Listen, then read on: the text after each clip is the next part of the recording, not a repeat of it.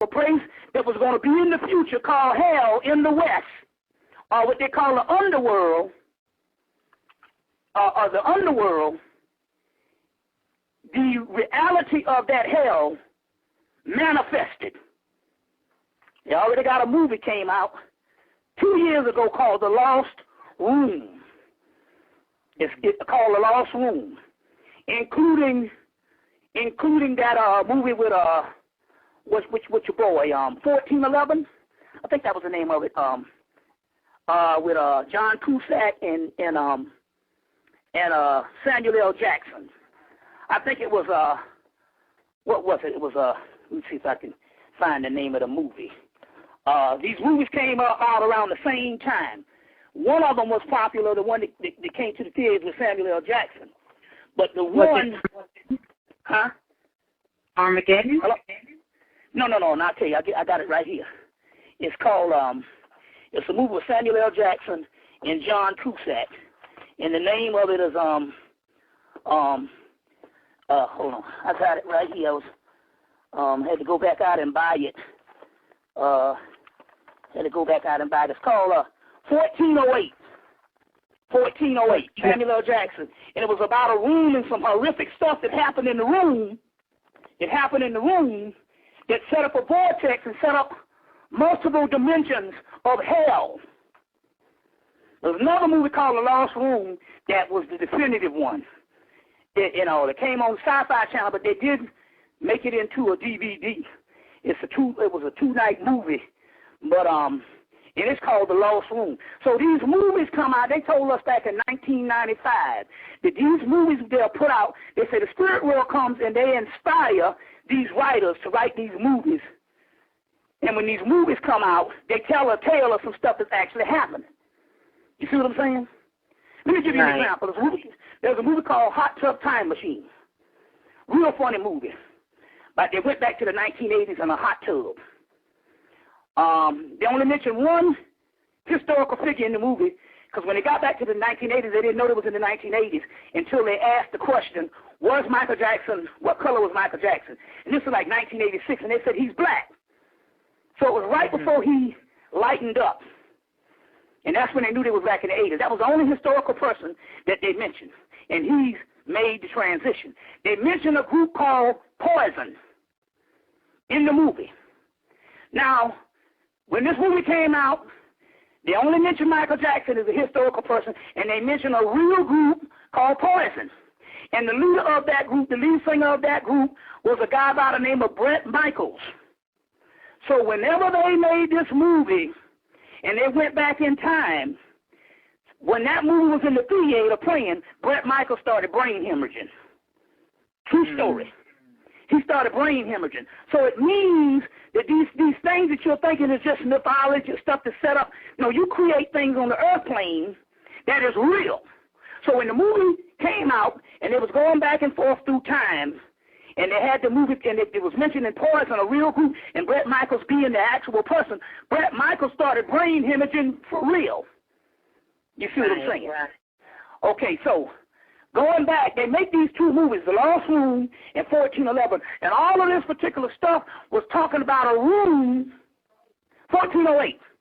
All this stuff was talking about a room that had such a visceral action of experience until it set up a vortex. Well, there was 60 riots, and a lot of black people never got over Martin Luther King, just like they never got over Malcolm.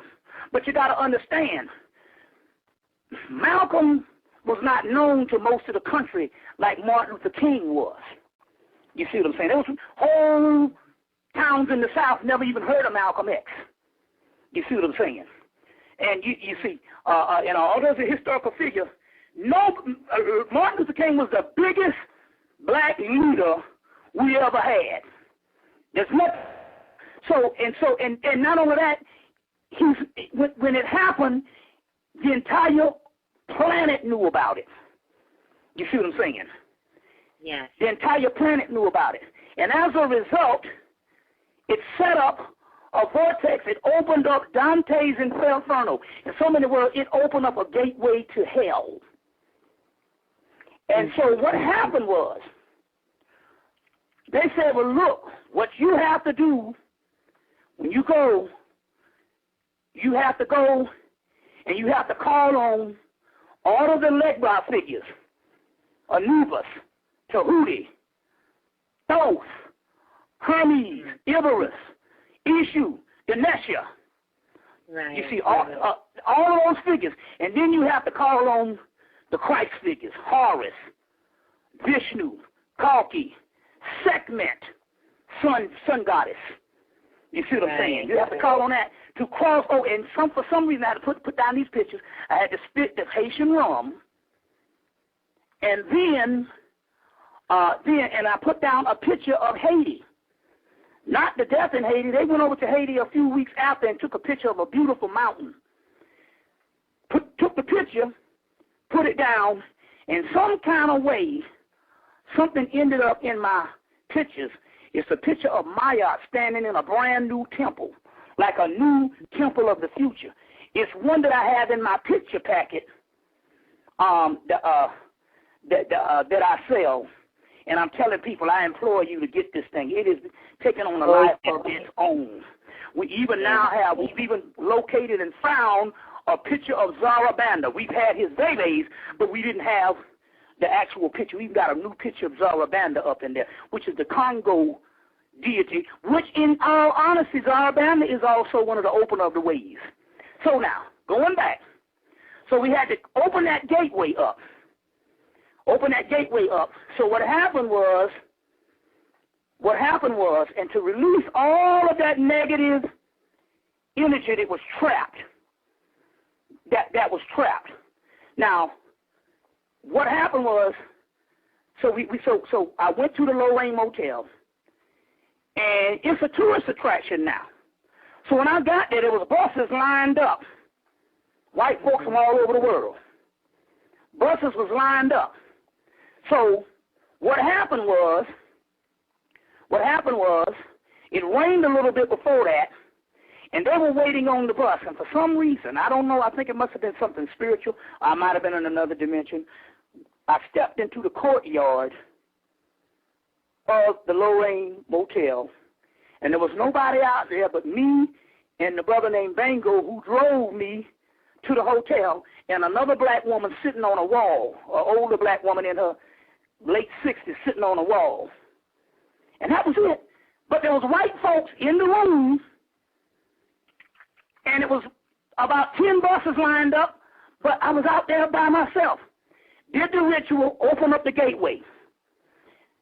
Did the libation, said, well, I'm going to take this back to the lecture. We're going to continue. So I went to the lecture, and I did the grand libations as I do, with, calling on all the deities. Told the people in the lecture what had happened and why I really realized why I was in Memphis. Now, check it out. Okay.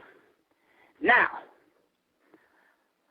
to let me know that this was real what went on, a brother stepped to me during the break, and he said, we are, his words, how he put it, we are accountable with what we say. We are accountable with what we say. Well, I'm like, well, I've been doing this for 18 years. I done heard all kind of crazy niggas and bipolar motherfuckers, you know what I'm saying? So right. I don't pay the nigga no attention.